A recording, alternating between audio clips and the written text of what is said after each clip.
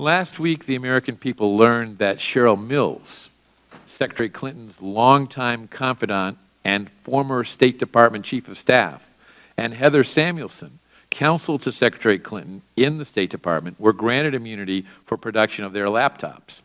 Did the FBI find classified information on either of their computers? I think there were some emails still on the computer that were recovered that were classified, is my recollection. Isn't that a crime? Is what a crime, sir? Having classified information on computers that are outside of the server system of the Department of State, unsecured. No, it's certainly something, without knowing more, you couldn't conclude whether it was a crime. You'd have to know what were the circumstances, what was the intention around that.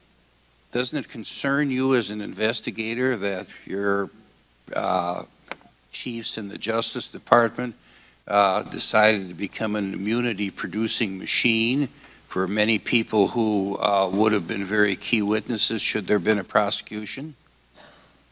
I don't think of it that way. It doesn't strike me there was a lot of immunity issued in this case.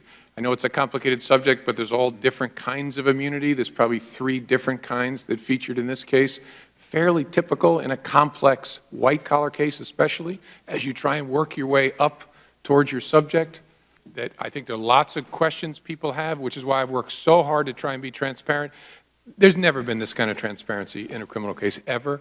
But because I understand the questions and the importance of it, I've tried. But I hope people will separate 2 things: questions about facts and judgment from questions and accusations about integrity. As I said before, you can call us wrong, you can call me a fool, you cannot call us weasels, okay? That is just not fair, and I hope we haven't gotten to a place in American public life where everything has to be torn down on an integrity basis just to disagree. You can disagree with this.